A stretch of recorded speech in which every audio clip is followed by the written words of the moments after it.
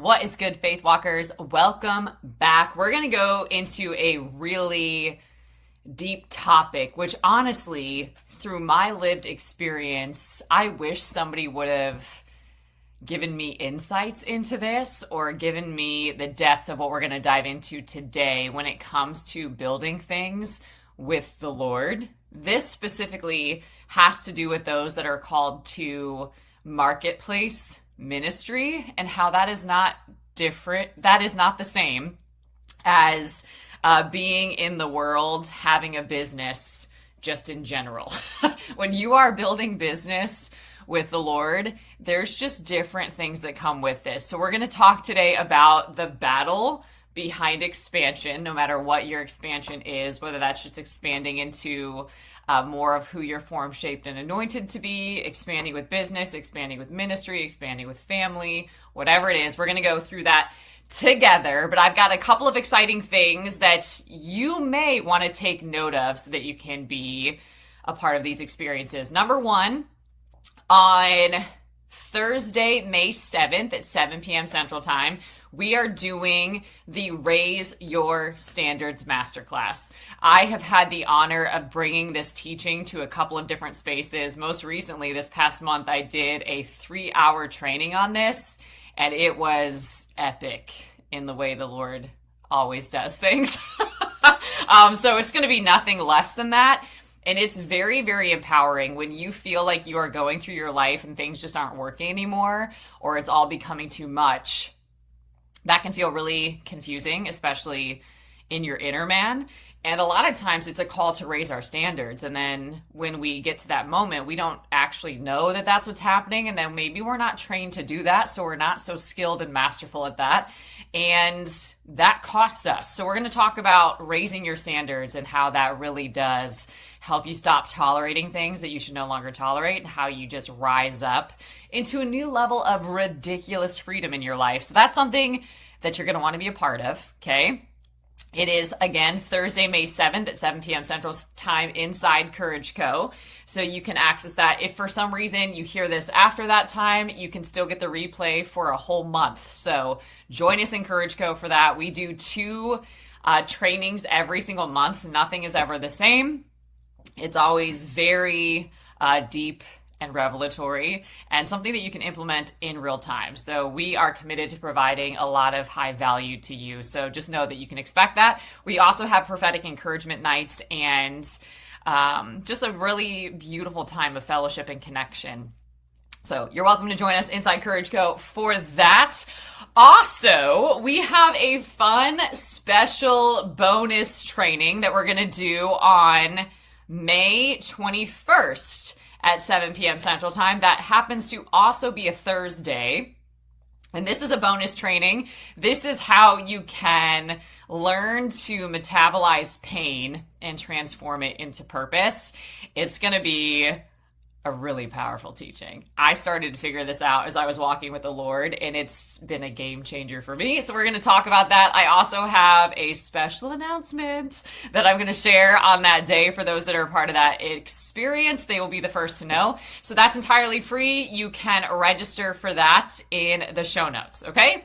And then I think the following week after that, we actually also have our Kingdom Builders Night inside Courage Co. as well. So we've got some exciting things coming up. If you really do need a reset or to get really stretched or encouraged or strengthened in different areas, we've got that covered. So come be a part of those things. And yeah, let's dive into this. So the battle, which does not sound fun at all, but the battle behind expansion. Okay, this is essentially why capacity will always, always, always require greater discernment, greater sacrifice, and greater spiritual maturity. Like, we are growing with the Lord. We are moving into levels of maturity and authority and our ability to govern things and steward things well.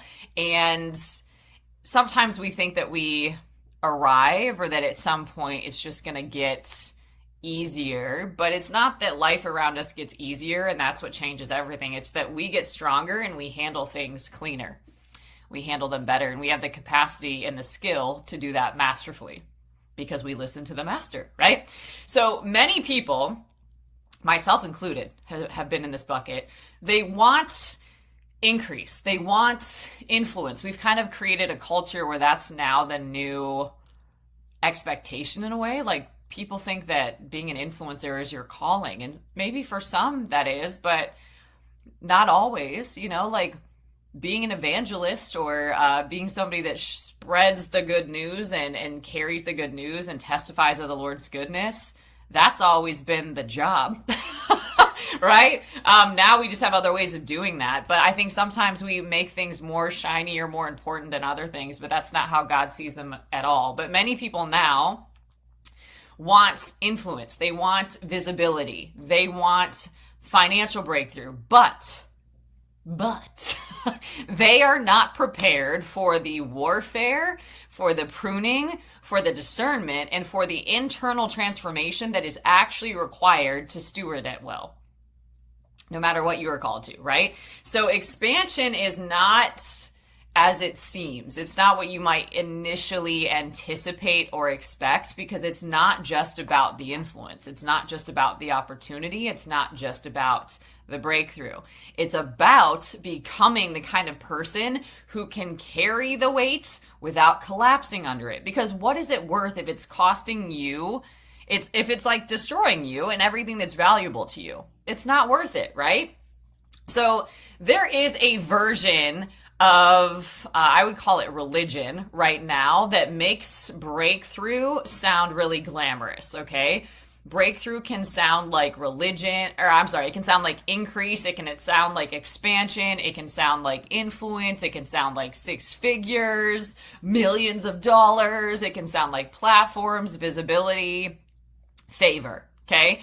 However, because that is often like glamorized or like played up, right? What is not talked about is the battle behind what real expansion is, okay?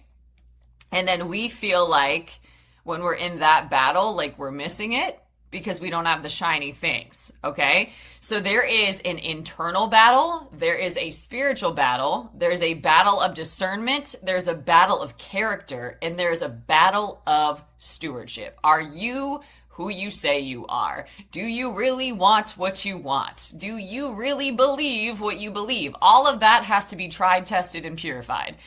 So sometimes the truth is this.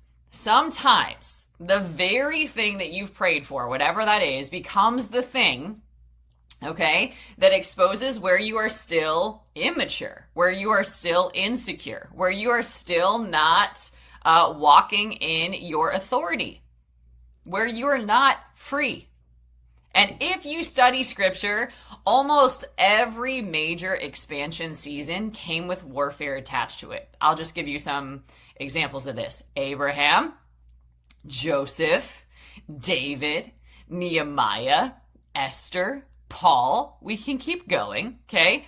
Expansion revealed what was actually in them, right? This is why people will say money is a tool, it's a revealer. It will just, if you have more of it, it'll just expose more of who you are, right?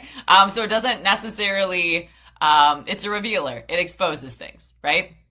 So I really want to just highlight today and give voice and acknowledgement to the real battle behind a breakthrough. Because some of you are already frustrated by resistance when in reality, resistance is revealing capacity. And this could be giving you a lot of good insights. But you might be missing that by having the wrong perspective about this, or by thinking it was supposed to feel different or look different, okay? So let's take a look at Abraham. Abraham for sure had the battle behind increase, okay? It says in Genesis 14:14, when Abram heard his nephew Lot had been captured, he armed and led out his trained men born in his own house, 318 men, and went in pursuit as far as Dan. He divided his forces against them by night, he and his servants, and attacked and defeated them. So here's context. Abraham is already blessed here. All right? God already gave him promises. So we think it should be well with you. You're blessed, right? Yet, expansion for Abraham here involved battle. Lot is taken. There's chaos, war, and instability. And you know what that doesn't feel like? That does not feel like blessing. So sometimes growth will force you into situations that expose whether you are actually prepared spiritually, emotionally, and mentally for the thing that you prayed for. Many people want influence, but they cannot handle criticism. Like, that would destroy their ego. It would just completely wreck them. They cannot maintain boundaries. They don't even know how to assert the boundary, okay? They cannot steward money. They cannot discern healthy partnerships, and an unhealthy partnership could destroy everything. And they cannot regulate emotions under pressure. So they have temper tantrums, they act out, it becomes disastrous. So here's what you can ask right here. What is the season that I'm in where I do feel resistance, where I do feel discomfort? What is this season revealing or exposing in me? Where am I emotionally immature? Like, the minute something doesn't go the way that I expect, what happens? The minute that this turns in a way that I didn't anticipate, what happens? When this person shows up this way and surprises me, not in a good way, what do? When I don't get my way, what happens? What pressure keeps revealing the same weak spots? Breakthrough doesn't create character. That's what we have to know. You could absolutely walk through a door, but that doesn't mean your character is intact as you walk through it. And your lack of character can get you out of that door faster than whatever got you in it. So breakthrough is only going to reveal your character. So that's why you don't want to fake it or front it. You want to actually be integrated and embody it. There's a difference. Okay? Now, not every door is God, and we have to know that. So there's a battle of discernment there that's happening. Okay? Genesis 14 is an example of this. Okay? Abraham encounters Melchizedek, the king of Sodom. All right? One represents covenant, the other represents corruption. You have to be able to discern that. This is huge, okay? Because many of us believe that all opportunity must be God. Opportunity is a sign that God is favoring me. Not always. In fact, that perspective could cost you quite a bit. Some opportunities feed your ego and they edge God completely out of your life. Some opportunities compromise your integrity. Some opportunities inflate your image. Some opportunities drain your peace and cost you what you actually value. Some opportunities distract you from your assignment. You call it good and God's not even in it. Matthew 6:24, no one can serve two masters. The biblical example is Jesus in the wilderness. Matthew 4, Satan tempted Jesus with power. So whatever he was tempted with, Satan does the same thing. So Satan tempted Jesus with power. He tempted him with visibility. He tempted him with influence and with kingdoms. Yeah. The temptation was not simply sin. The temptation was gaining influence outside of surrender. Woo! Listen to that. The temptation is to gain influence outside of surrender, outside of being submitted to God, outside of your obedience to God, outside of your loyalty to God. So sometimes the enemy does not attack us through destruction. Sometimes he attacks us through opportunities and through distraction. So, what opportunities feel spiritually heavy? Something's not right. What are you tolerating because it looks successful? See, I made it, really? Where are you chasing expansion instead of alignments? What are you making more important than God? Like, what is on the pedestal of your life, or what is it that you're actually orbiting around? Just because something increases your visibility, that does not mean it increases your obedience, and that does not mean that that is favor or a blessing, because the devil can promote people too. The devil can give resources to people too. We've got to have a higher standard than that, right? Expansion is absolutely going to require internal capacity that you're not currently operating from, okay? Genesis 15:1, do not be afraid, Abram. I am your shield. Your reward shall be very great.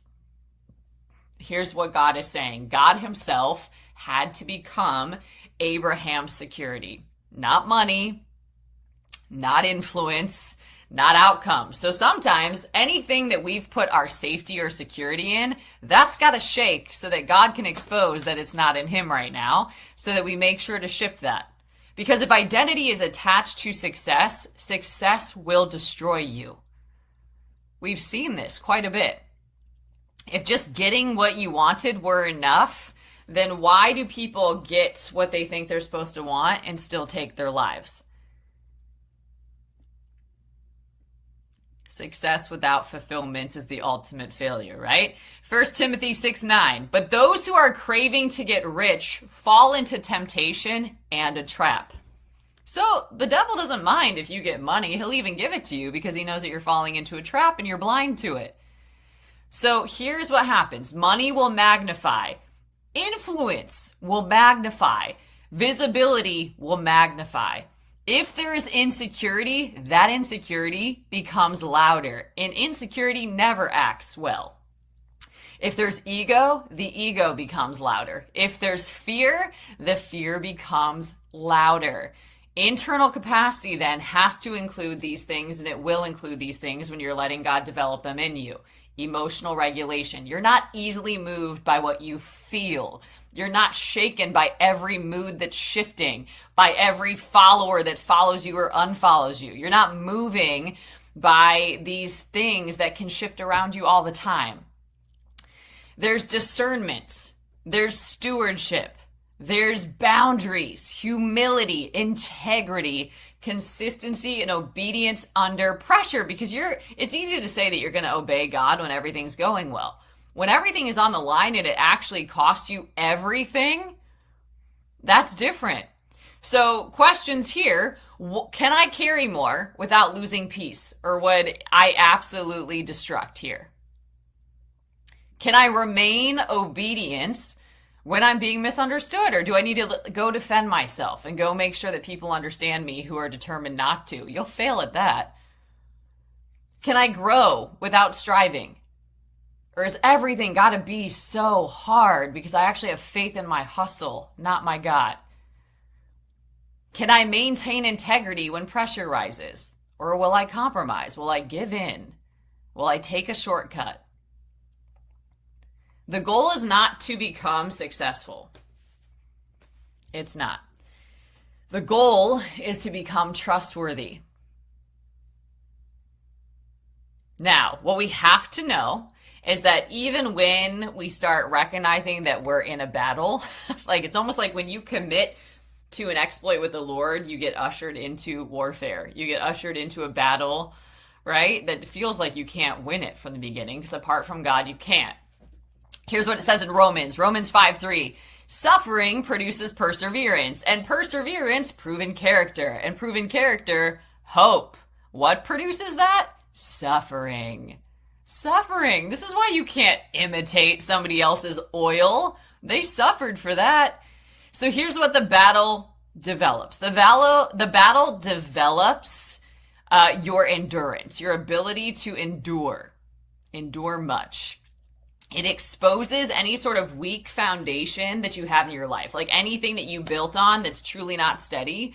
that will be exposed, okay? It will reveal idols that you have, whether these are known or unknown, whether these are like above the surface and they have your awareness and attention, or you didn't even know that you were making that an idol. Like the need to be liked by other people could be an idol. And you might not know that until you are completely destroyed when people don't actually like you. You don't know what to do because your whole identity is built around people liking you. Well, people are going to like you and not like you within the course of minutes sometimes, then that won't have anything to do with you. So that idol needs to fall, right? The battle is going to teach you discernment. It's going to help you see, to test things, test the spirits, to know what they're of, to really see hidden motives of people's hearts. God will reveal those things.